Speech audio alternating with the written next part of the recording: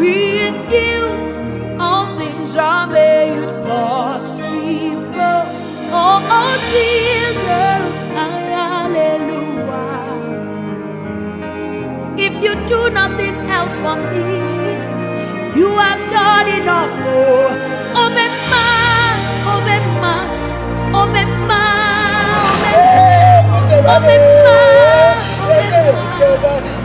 you have done enough.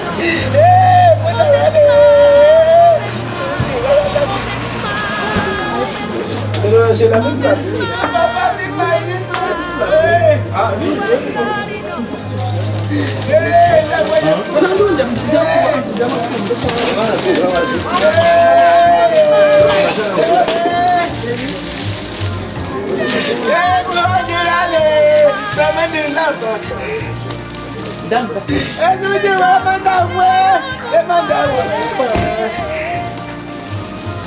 Oh, papa, Kayupo, Nango Ipogo. Oh, Puyelalo, Zungu, Wala. Yazujima, Puyelaman, Mama Nicolo. Oh, Pisana, Pisana. What is your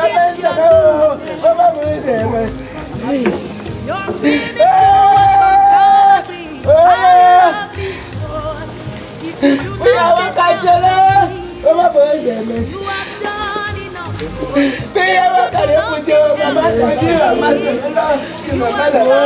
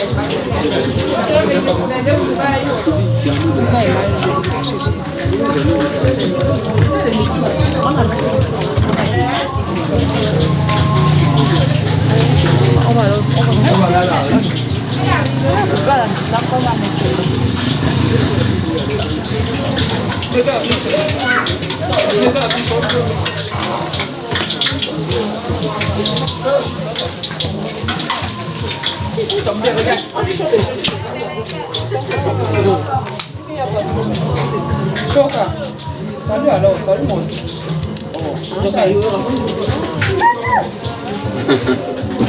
Je suis maman Samen Colette. Généralement, Marco, comme maman Christelle avait l'habitude de m'appeler. Même étant dans mon ventre, elle n'était pas, elle ne me dérangeait pas. Ils étaient deux dans le ventre. Mais on ne connaissait pas qu'ils étaient deux. C'est à la fin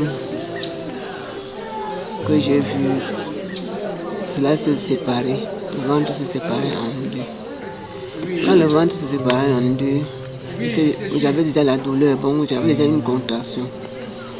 D'autant plus que les autres me menaçaient beaucoup avant de sortir. Je suis allée au marché. Au marché, ça m'a attaqué, je suis rentrée. Du coup, quand j'ai vu déjà, quand ça a commencé à me déranger, j'ai appelé. J'ai dit à ma petite sœur d'aller appeler ma copine. Ma copine est venue. Quand ma copine est venue, elle voulait déjà sortir. Elle a seulement pris un galon, elle a dit que prends. J'ai pris, j'ai mis dans la bouche. Ma copine a pris maintenant le sac. Mon sac. On est parti à l'hôpital. Avant d'arriver à l'hôpital, avant d'arriver à l'hôpital, elle demande de monter sur la table. On m'a plutôt dit de me coucher sur un petit lit pour qu'on essaye de voir là où l'enfant est. Alors quand je me suis couché sur le lit à côté de la table, plutôt elle est sortie, on a seulement pris la serviette. Donc elle ne m'avait pas dérangé. Comme on dit que les enfants dérangent pour sortir là. Moi si je ne partais même pas à l'hôpital, je la couchais même à la maison. Ça me fait alors 5 minutes, sa soeur est venue.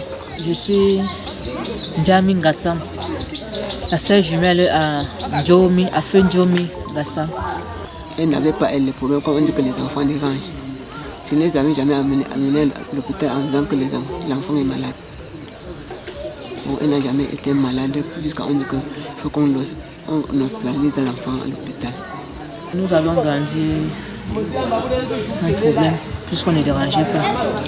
Nous, on ne dérangeait pas, même déjà de la naissance. Quand la maman restait, elle nous dit toujours que même dès notre naissance, nous n'avions jamais dérangé. Nous n'avions jamais dérangé. Elle ne nous a même jamais porté pour aller à l'hôpital avec nous. C'est comme ça que nous avons grandi, sans la déranger, sans même attaquer quelqu'un. On n'est même jamais venu se plaindre à la maman que, comme tu vois là, sa fille a fait quelque chose. Même au quartier, nous, on n'avait même pas de camarades, c'est peu le dire. On n'avait pas de camarades. Jusqu'à aujourd'hui qu'elle décède, on n'a jamais fait du mal à quelqu'un, même pensé du mal. On n'a jamais pensé du mal à quelqu'un. Elle a grandi toujours calme comme ça. Bon, calme de manière qu'elle était trop docile. Elle était trop docile. Tout le monde l'admirait. Tout le monde l'admirait. Même son mari qui l'a épousée ne la connaissait pas. Quand on peut dire que son mari habitait à Yaoundé, elle était à Douala. Mon épouse, comme j'ai souvent l'habitude de l'appeler, femme de fer. Femme de fer dans le sens qu'elle avait un mental haut dans toutes les épreuves qu'elle devait affronter dans la vie. Si je vais là, je parle déjà de la façon dont j'ai connu mon épouse. C'est une fille de mon village qui a grandi avec moi, qui a grandi avec nous. La cousine à son mari qui a dit que non, je vais épouser cette fille, je vais prendre cette fille-ci, je vais donner à mon petit frère. Quand il a dit ça, il a invité son petit frère, où elle avait laissé son petit frère, elle a dit à ma fille qu'il est comme ça. Mon petit frère là est venu.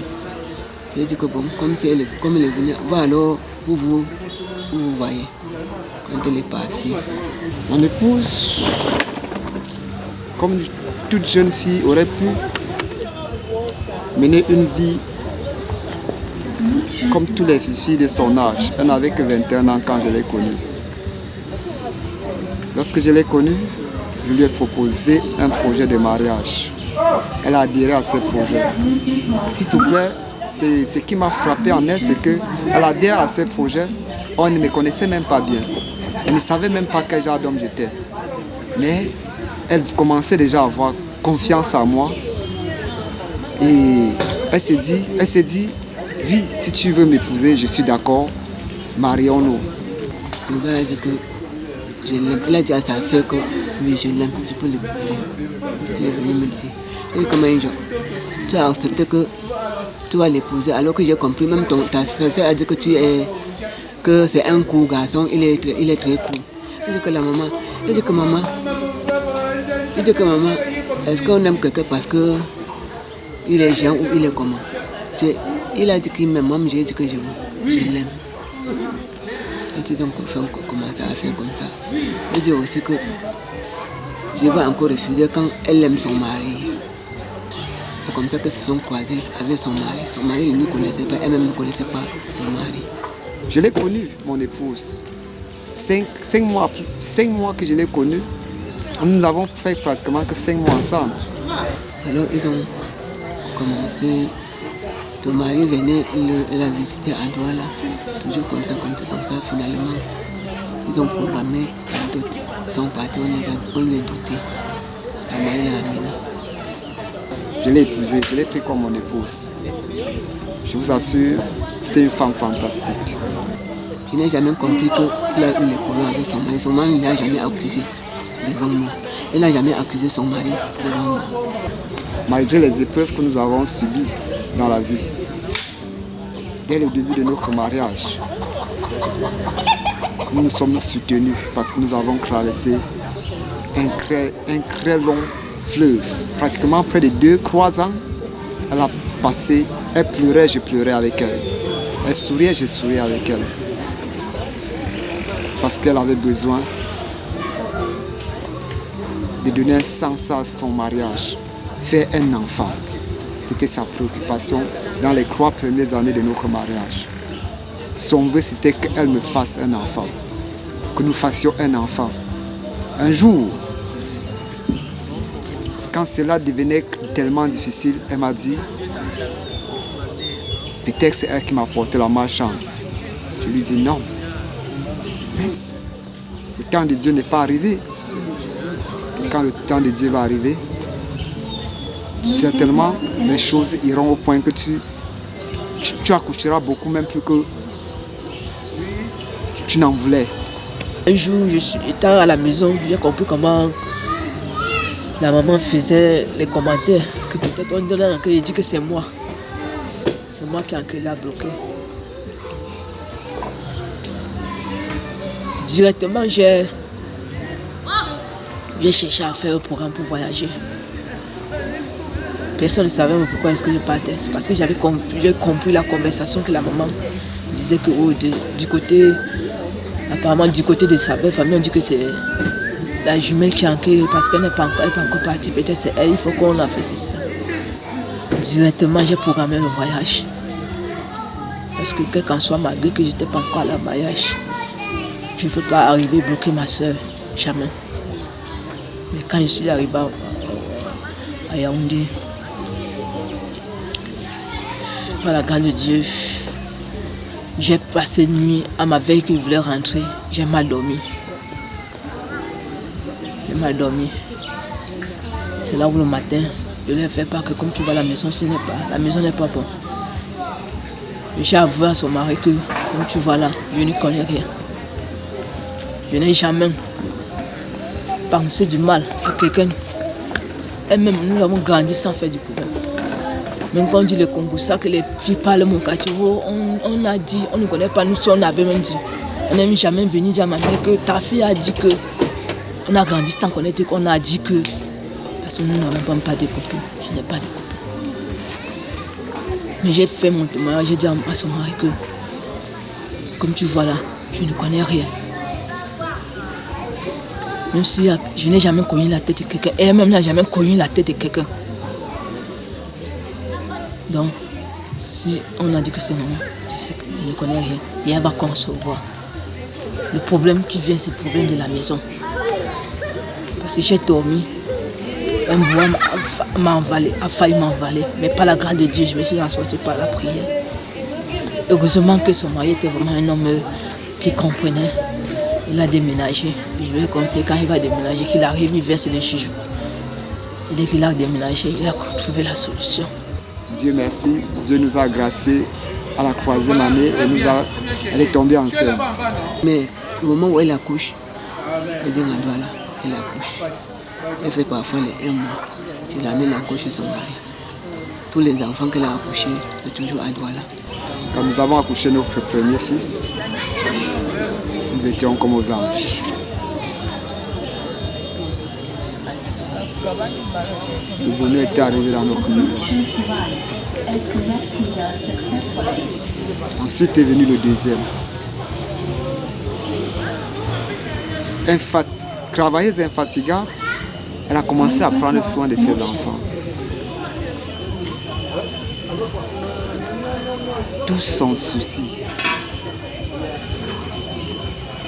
Durant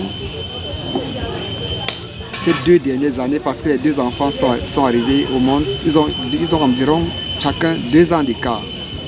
Donc quand les 2 sont arrivés, c'était une joie pour elle. 2 garçons. Merveilleux. Nous sommes ici pour venir accompagner mon bijou en or. Mon bijou en or, Christelle Ndjomi, qui était le modèle de mes enfants. J'ai perdu ma soeur jumelle. Ma soeur jumelle vraiment qui était tout pour moi. Je peux le dire, elle était vraiment tout pour moi. Celle que tous mes enfants prenaient l'exemple tout en disant maman, maman, je vais travailler plus que Christelle. Je leur dis, réponds, vous ne pouvez pas. Essayez. Quand vous allez faire, je vais savoir, je vais confirmer que vraiment, vous travaillez comme Christelle. Quand on fait, jusque-là, on ne l'atteint pas. Je pense que malgré notre séparation, qui était comme le mariage, jusqu'à se marier, elle est allée de son côté. Moi-même, je me suis mariée et je suis restée de mon côté. Entre-temps, on s'appelait. Et à un moment, on se rendait aussi visite. Il est bien vrai qu'on se rendait visite un peu rarement. Mais le moment que je la rendais visite, j'essayais de l'apporter mon soutien. Elle même le sait que je l'aimais tellement beaucoup. Je l'aimais vraiment franchement. Au point que j'avais même peur que par jalousie, Dieu pouvait me l'arracher si tôt. Mais j'ai vraiment vu que la peur là vraiment ça n'a pas servi à quelque chose. Que j'aimais vraiment ma soeur. Je l'aimais vraiment, j'étais vraiment jalouse. Je l'aimais tellement au point, je ne sais pas. Je ne sais pas. Comme on dit que Dieu aime ce qui est bien. Je l'aimais au point parfois de faire même l'effort pour ne pas l'aimer. Parce que c'est que Dieu aime ce qui est bien. Peut-être si je continue à mettre le cœur sur elle, peut-être Dieu un jour va me l'arracher. Vraiment, je me suis trompée. Je me suis trompée. C'est là où il a compris qu'on ne trompe pas Dieu. Parce que vraiment, il a vraiment arraché mon cœur. Généralement, on l'appelait Madame Propre. Madame Propre, parce que elle était celle-là que elle était toujours en train de travailler. Elle marchait toujours. Si elle voit une saleté, elle prend. Si elle arrive, quelque chose est en désordre, elle arrange. Les enfants allaient toujours à l'école très bien habillés et propres. Ouf. Ses sœurs l'avaient surnommée Madame Propre. C'est la raison pour laquelle chaque enfant disait toujours que je vais être comme Madame Propre, maman. Je vais être comme Madame Propre. C'était un défi parmi eux. Ensuite, nous avons décidé de faire notre troisième bébé. Dieu nous a lancé. Il nous a donné notre fille, la première. Quand Nathanaël vient au monde, très joyeuse parce qu'elle dit j'avais besoin d'une fille, Dieu me l'a donnée. Parce que vous étiez dans la croix ici, croix garçon, je n'étais que seul. Je dis Dieu a écouté ta prière. C'est ainsi qu'elle les a bercés. Nathanaël a commencé l'école. Dans mes activités déjà, elle s'y donnait. Elle voulait tout savoir, comment je fais. Elle me soutenait dans ce que je faisais. C'était une chose qui me marquait. Alors quand nous faisons Nathanaël, nous vivons en location. C'est alors qu'avec elle, nous construisons le projet de nous bâtir une maison. Quand je lui ai parlé de ça, elle me dit mais attends, comment on va faire? Je lui ai dit t'inquiète, il suffit juste de croire à ce que nous voulons. Tu as vu, je t'avais dit, Dieu va nous donner des enfants, tu as vu, il va nous donner. Aujourd'hui, je te parle de maison. Crois et tu verras comment les choses vont aller. Alors, nous sommes jetés. Qu'est-ce que je dois faire? Comme elle avait affectueusement, elle m'appelait Banzo. Qu'est-ce que je dois faire à mon niveau? Je lui dis, continue juste à t'occuper des enfants. Moi, je vais me charger du reste. Je me suis jeté, cherchant, comme un homme. Chaque fois que je lui dis que je faisais des économies, je dis ma chérie, voilà un peu ce que j'ai mis de côté.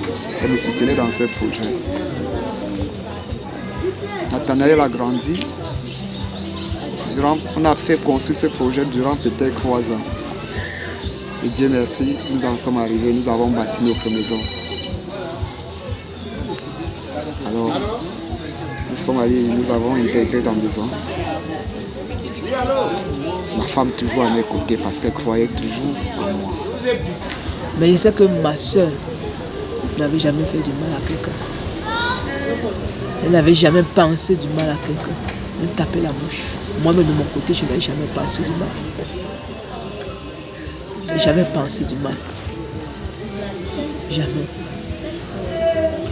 Mais je suis désolée parce que j'ai toujours eu à prier pour les gens. Quand elle était malade de sa maladie, sinon on n'était pas au courant. Parce que quand tu l'appelles, elle dit que Christelle, comment maman, ça va maman? Comment vont les enfants? Ça va maman? Son mari dit toujours que ça va maman. Elle dit toujours que ça va maman. Maintenant, c'est au moment que son grand frère voulait faire le funérail de son beau, qu'elle est venue à nous. C'est en ce temps-là qu'on l'a vue, elle a trop maigri. Elle avait tellement maigri. Je l'ai appelée. Elle est entrée dans ma boutique. Elle a commencé toujours à ranger parce que une fois quand elle arrive, elle est toujours en train de classer. Elle était en train de classer les choses dans la boutique.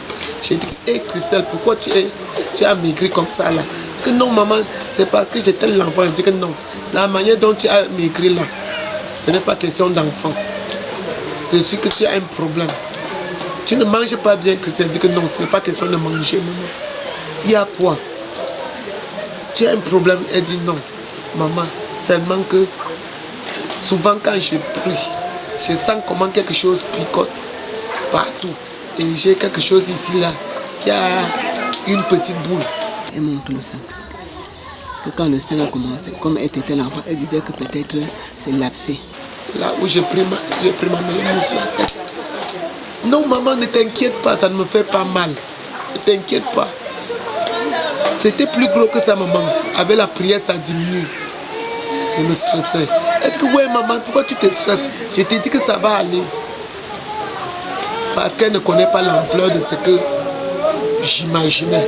Je suis un peu gênée parce que j'ai toujours eu à prier pour les gens. Les gens ont trouvé leur guérison. Mais le mien n'a pas trouvé sa guérison. On est rentré, on a appelé ses frères, sa famille. On luttait pour ça. On luttait. Chaque fois quand on a commencé à lutter, je suis partie là. On part, elle prend la perfusion, je rentre avec elle, je reste avec elle une semaine. Je rentre. 2 fois, je pars, je rentre. C'est là alors qu'elle rentre de Douala en novembre, elle fait le bilan de santé. On constate qu'elle a un problème de... Elle a le cancer du sein.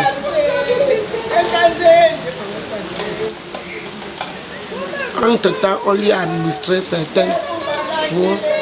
Elle m'a dit que maman, ça ne vaut pas la peine que tu viennes chaque fois. Laisse. Quand je vais souvent prendre, je vais gérer avec Mbanzo. Parce que ça ne dure pas et ça ne menace pas beaucoup. Il faut souvent, il ne faut plus venir. Donc quand elle m'a dit ça, le moment où elle partait, je pose la question, tu es partie, elle me dit que oui, je suis partie maman. On a vu que c'est bon. Donc ce soir, elle dit que maman, on a encore prolongé parce qu'on a dit que je n'ai pas le globule blanc. Je dis que bon, on a prolongé pour comment je. Elle dit que pour une semaine, elle dit que oui.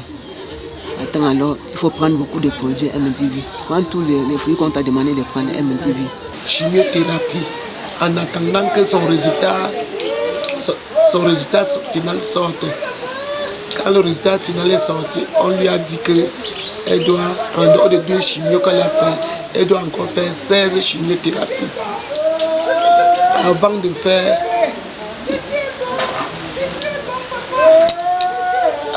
la chirurgie. Je dis que merde. Généralement, j'entends dire que quand il y a un problème de cancer de sein, on commence par la chirurgie. Pourquoi est-ce qu'on commence par la chimie?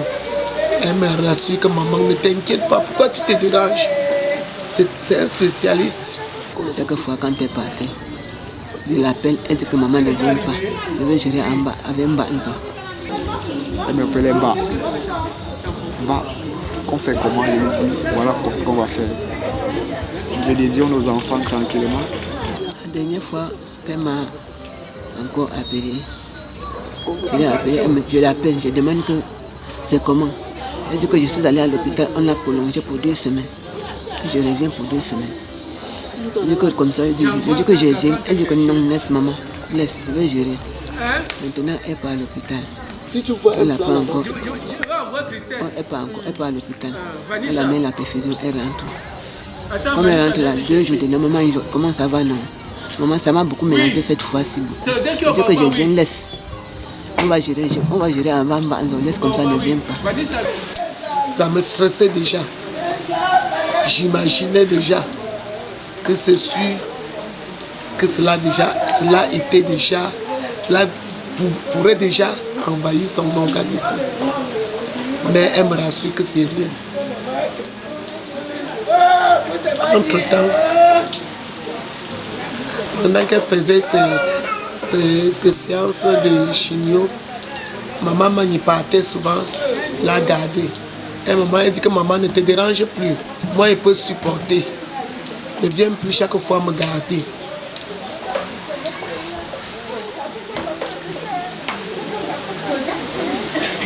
Pendant les vacances, on lui a demandé, nous lui avons demandé qu'il faudrait qu'elle nous donne les enfants pour qu'on passe quelques temps avec. Qu'elle vienne pendant les vacances laisser les enfants. Elle dit que maman, je t'avais dit que ça va aller, non? Je suis comment maintenant là? Il dit que c'est vrai, tu as changé, tu es très bien. Maman, je suis venu comme ça, comme les enfants vont d'abord passer chez Mani avant de passer chez toi. Et puis, ils vont faire rien qu'un mois parce qu'ils vont faire les cours de vacances. Et comme j'aurai ma séance de chimio le mardi, c'est la raison pour laquelle je suis passé par le marché.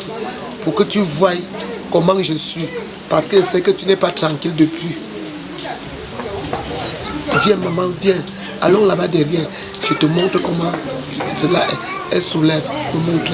Il y avait la bosse ici, maman. Ça a déjà diminué. Ici, la maman. Tu vois pas que ça a diminué. Je dis que oui, maman, c'est vrai. Ça a diminué. Donc, garde la foi. Maman, ne sois plus triste. Il y a les gens qui arrivent à l'hôpital, maman. Ils arrivent, ils ont les mêmes maladies que moi. Ils n'ont pas l'argent pour faire les soins médicaux. Parce qu'ils rentrent qu'à la maison.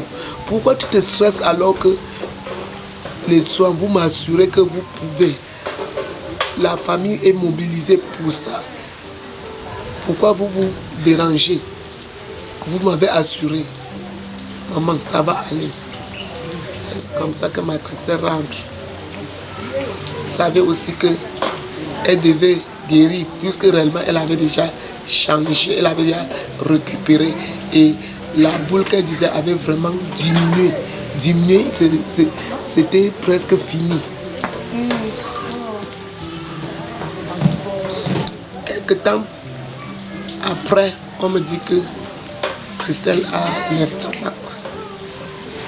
Ce sont les effets secondaires de la chimio.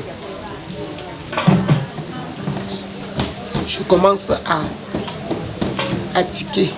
Je commence à dire que la situation peut être dégradable parce que déjà avec l'estomac, ça veut dire qu'à un moment donné, son corps ne pourra plus supporter ces chimios.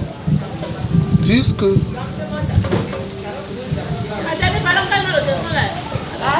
avec mes petites recherches, pour faire la chimio, il faut être solide, il faut être capable de supporter. On dit que quand tu as l'estomac, tu peux prendre le malox. Il dit que le docteur m'a prescrit le malox, je t'en ai de prendre. Sa mère me demande lui demande que maman y vienne. Il dit que maman laisse. Si c'est, elle peut venir, c'est que je veux t'appeler. 2 jours, on l'appelle. Elle dit que non, je suis à l'hôpital, mais laissez, si ça ne va pas, on va t'appeler. Et donc c'était un samedi. Comme elle est partie à l'hôpital. Le matin, je sors maintenant. Je ne pas là où je cherche mon pain. J'arrive là-bas. Je veux détacher le sac. Son mari m'appelle. Maman, si tu as la possibilité, tu viens. Du coup, j'ai attaché le sac. J'ai pris mon sac que je venais au marché avec. J'ai mis à l'hôpital. J'ai traversé, j'ai dit à sa mère que comme ça, je pars. Je ne peux même plus aller à la maison. Je suis partie à l'agence et j'ai pris la voiture. On l'a trouvé à l'hôpital. Son mari me dit que tu es à quel niveau? Il dit que je suis à tel niveau. Je lui dis que maman, comme elle dit qu'elle est déjà à tel niveau, ça veut dire qu'elle n'est plus partie à la maison. Durant les 16 années de vie que j'ai vécu avec mon épouse, je n'ai jamais eu le courage de la tromper parce qu'elle était une femme exceptionnelle. Un jour, si je le faisais, il était plus bon de vivre à ses côtés. Je n'ai jamais trompé mon épouse. Jamais. Je ne l'ai jamais battue. Mais une fois que je l'ai fait, je l'ai giflé, c'était quand on s'est mariés, ça faisait 2 ans. Nous avons eu une dispute et je lui ai giflé. Depuis ce jour-là, j'ai confessé de ne plus jamais recommencer. Ce que j'ai respecté jusqu'à ce qu'elle meure. Une mort que je n'ai jamais vu cela en rêve. Je ne m'étais jamais couché comme ça. J'ai vu ma soeur peut-être partie. Je n'ai jamais vu. Dans mon rêve. Dans mon rêve. Parce qu'elle était vraiment très forte. Elle était vraiment très forte. Dans sa santé, elle était très forte. Elle avait la foi. Elle avait la condition qu'elle va guérir. La condition. De mon côté, je me mettais toujours à prier. Je me mettais à prier même. Parfois, je me fâchais même. Je disais, ah Seigneur, si tu vois que c'est pour toi, que tu la prennes alors. Mais que tu me donnes la force de pouvoir combler ce vide. Que tu me donnes cette force. Parce que c'est que c'est lui-même qui décide. S'il a vraiment décidé comme ça, je ne peux rien faire. Midi 32. Je nous quitte. On voyait la lune. Chacun venait embrasser à sa part, à son temps. Fatigué. Tous ses frères étaient là. Tous ses soeurs étaient là. Elle est morte entre les mains de ses frères et soeurs. Chaque frère venait embrasser. Ma Christelle, qu'est-ce qui te manque? Ma Christelle, qu'est-ce qu'il fallait pour toi? Ma Christelle, bois le remède. Laissez-moi, je me repose d'abord. Chacun embrassé à son tour. Chacun embrassé à son tour. Jusqu'au dernier moment où ils avaient constaté que Christelle partait. On a appelé Maman Mani. Que Maman Mani vient finir l'affaire. Viens finir, ce n'est plus notre niveau. C'est comme ça qu'elle est morte.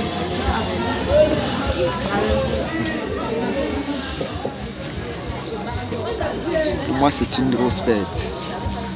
Oui, une très grosse bête. Oui, c'est moi qui me donne la force de pouvoir continuer.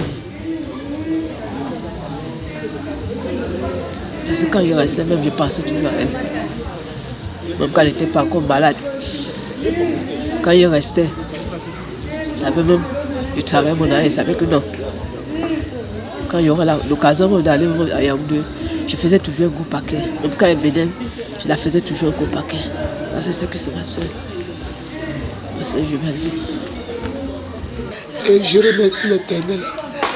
Parce que d'après ce que le médecin m'avait dit, Christelle n'a pas souffert comme il croyait.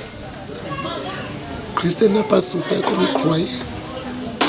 Puisque quand on l'amenait, on disait l'Éternel, si tu vas prendre notre Christelle dans 6 mois, nous préférons que tu la prennes maintenant.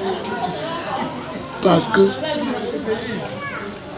depuis l'enfance, nous avons sacrifié toute notre vie pour mettre à l'aise nos enfants. Donc nous, on ne souhaiterait pas la voir souffrir et Dieu a exaucé nos prières. Un enfant qui n'a jamais, qui ne connaît pas comment on dit que ta tête. Il n'a jamais offensé une personne. Elle m'avait dit que maman, je n'ai pas d'amis. Mon ami, c'est mon mari et les enfants. C'est comme ça, même dans le quartier. Elle n'a pas d'amis. Si elle n'est pas à la maison, elle est au marché avec son mari. Durant ces 16 années de vie que nous avons vécues ensemble, elle m'a fait croire 5 merveilleux enfants. Oui, 5 merveilleux enfants. Daniel, David, Nathanaël,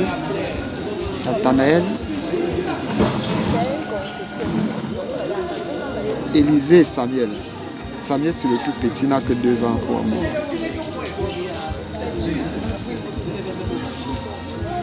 C'est merveilleux enfants, disciplinés, et elle a su leur donner des valeurs, les enseigner comment ils font pour avancer dans la vie.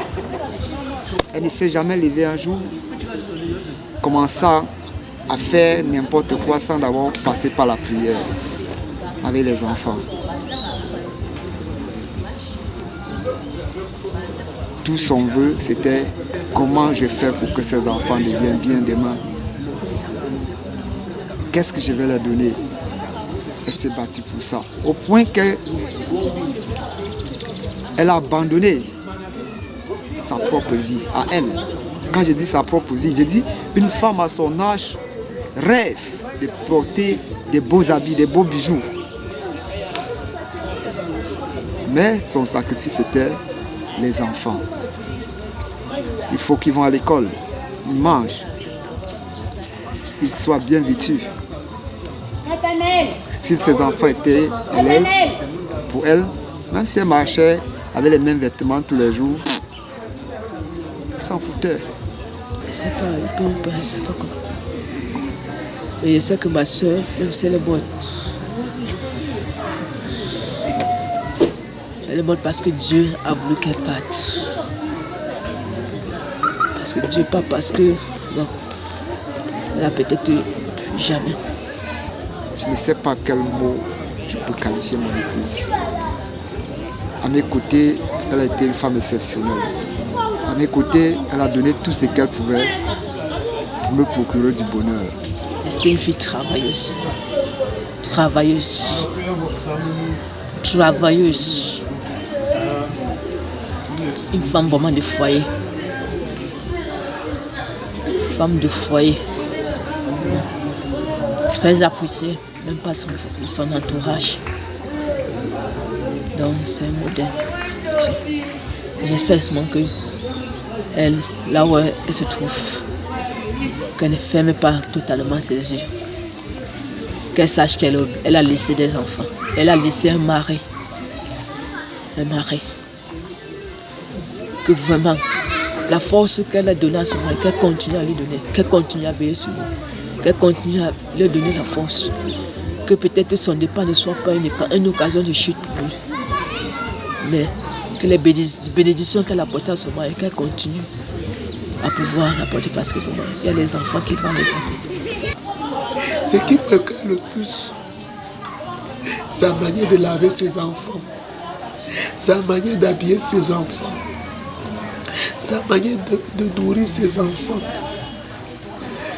Il n'y a personne qui peut le faire comme elle. Elle n'avait pas de copine. Sa copine, c'était son mari. Sa copine était sa famille. Elle ne se fâchait jamais. Elle ne parlait jamais. Si tu lui parles quelque chose, ça l'énerve. Elle sourit seulement. Elle gardait le calme. Cette femme,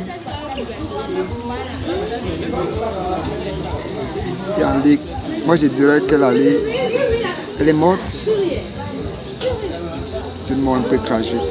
Parce qu'elle n'avait jamais pensé, ni moi ni elle, que ces moments arriveraient aussitôt. Parce qu'elle y croyait. Même dans sa maladie, je l'ai vu se battre. Je l'ai vu se battre. À ses côtés, je souffrais. J'ai pleuré avec elle. Mais jamais, malgré les difficultés de la maladie, elle n'avait jamais refusé d'aller continuer son traitement.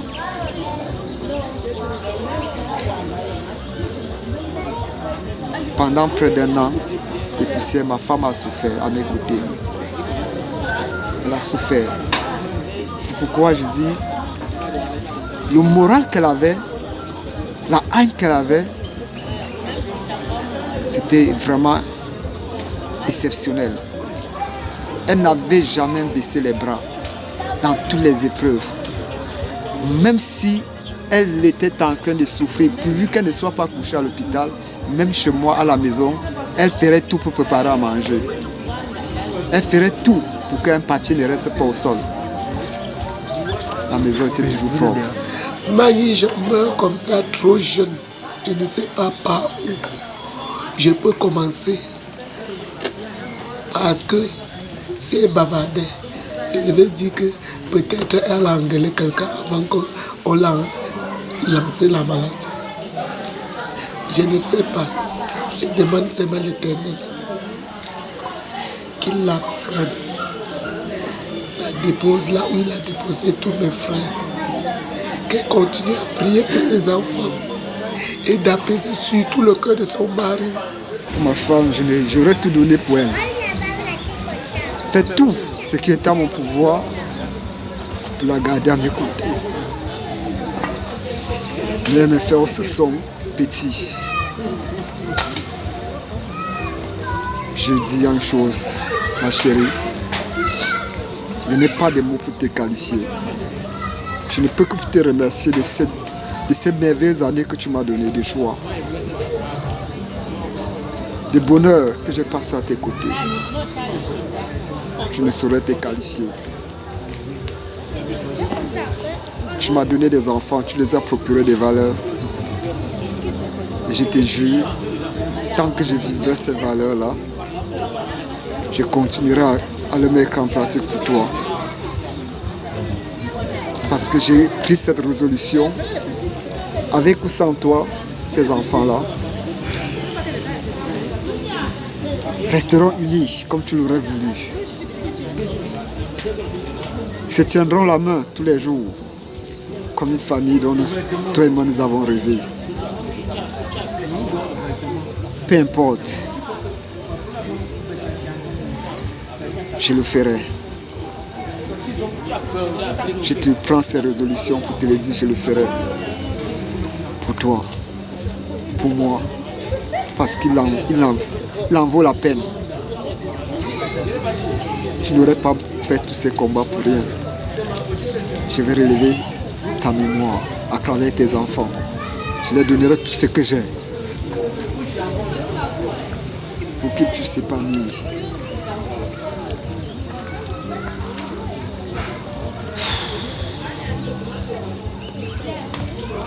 Quand je vous parle comme ça, j'ai pitié que de son mari. Son mari l'a prise comme sa petite soeur, sa mère, sa grande soeur. Et elle obéissait tellement à son mari. J'ai pitié de son mari, franchement. Je ne t'oublierai jamais. Jamais.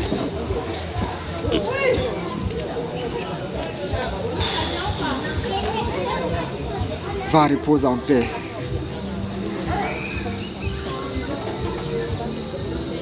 Va reposer en paix. Que le Seigneur te garde auprès de lui. Que les forces que tu avais, que tu complètes cela sur mes forces pour pouvoir aller le plus loin possible.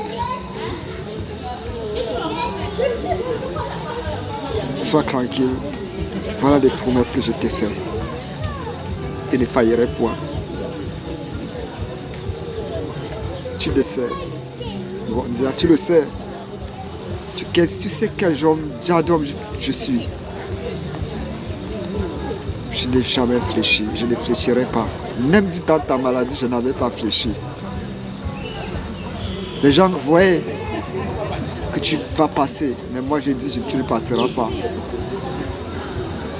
Même jusqu'au dernier jour, mon Manon, que tu es morte, je suis allé en pharmacie chercher ton médicament. Parce que je croyais à ta guérison. J'aurais tout donné. Même s'il fallait acheter, je devais prendre ma crédit, même si je n'avais pas pour acheter. Sois-en sûr, tu le sais. Laisse, tu es au-dessus de moi. Repose en paix, ma chérie. Repose en paix.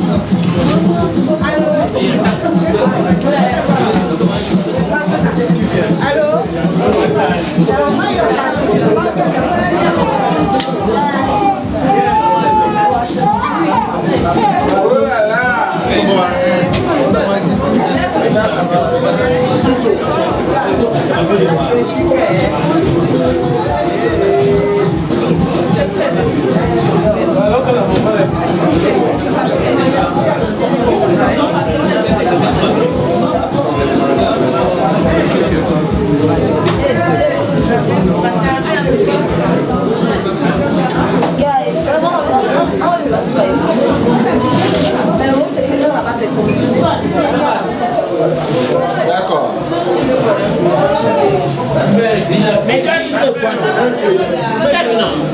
Tu finis là, ça que quoi. Tu m'as abandonné à toi.